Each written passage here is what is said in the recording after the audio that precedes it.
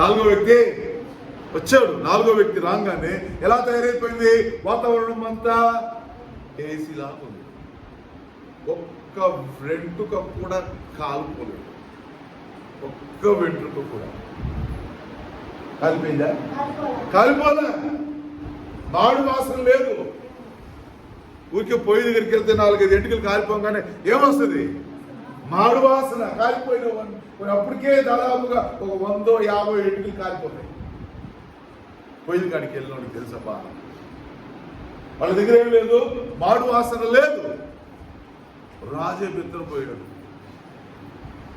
రాజే ఆ వాళ్ళలో ఉన్న ఆ భక్తిహీనతను తొలగించేసుకున్నాడు.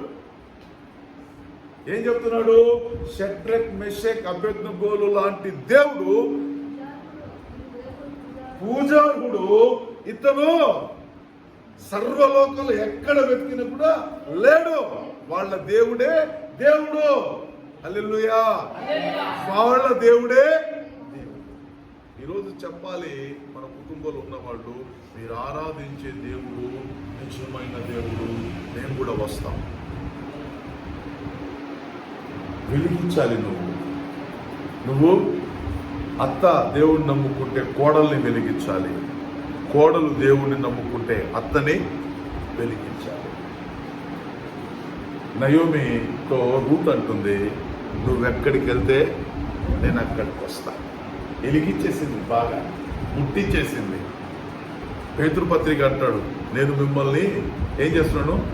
పురిగొల్పుతున్నాను, ప్రేరేపిస్తున్నాను, రేపుతున్నాను అంటాడు.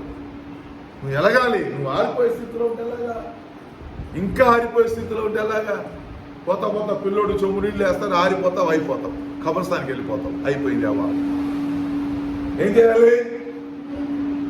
వెలుగుతూ ఉండాలి. వెలిగించేవారిగా ఉండాలి. నయోమి రూతుని వెలిగించిందా లేదా? లేకపోతే మాట అంటదా, నువ్వు ఎక్కడికి వెళ్తే నేను అక్కడికి వస్తా, నీ దేవుడే నా దేవుడు, నీ జనులే నా జనులు, నిన్ను నన్ను మరణము తప్ప వేరేది ఎవరు కూడా వేరు చేయలేరు. ఎంత స్ట్రాంగ్ గా నమ్మింది అత్తని కాదు, అత్త నమ్ముకున్న దేవుడిని నమ్మింది. హల్లెలూయా. ఈ రోజు మనము మన కుటుంబంలో చాలా మంది ఆరిపోయే స్థితిలో ఉన్నారు. నరుని ఆత్మ యెహోవా పెట్టిన దీపం. ఆ దీపము ఆరిపోకూడదు, వెలుగుతూ ఉండాలి, వెలిగించాలి. కొన్ని వారం చెప్పాను, మన చర్చికి వచ్చే పోలయ్య ఉన్నన్ని రోజులు వెలుగుతూ తన భార్య కొరకు, పిల్లల కొరకు ప్రార్థన చేస్తూ ఆఖరికి యాక్సిడెంట్ అయి చనిపోయే స్థితిలో కాలు చేయి కోల్పోయినా మళ్ళా కొన్ని దినాలు బతికిన ఒకటే ప్రార్థన, 2 చేతులు ఎత్తి ప్రార్థన చేసేవాడు. అయ్యా, నా భార్యని కాపాడు, నా కుమార్తెను కాపాడు. వెనకాల కూర్చొని ఏడ్చి ప్రార్థన చేశాడు. ఆయన చనిపోయాడు. 2 వెలిగింపబడ్డారు. దేవునికి స్తోత్రం. హల్లెలూయా. యేసు ప్రభువారు చనిపోయారు.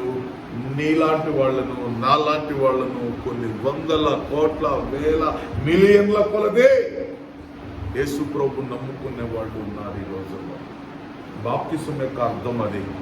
నువ్వు కుర్తి తొట్టిలో బాప్తిసం తీసుకోవాలా, కుర్తి పనులు చేయడానికి. మంచి శ్రేష్టమైన నీళ్లలో బాప్తిసం తీసుకున్నావు. ఎందుకు అన్యుల వేషాలు వేస్తావు? అన్యుల మాట్లాడతావు? అన్యులతో సహవాసం ఎందుకు నీకు? జాగ్రత్త. దేవుడు గమనిస్తూ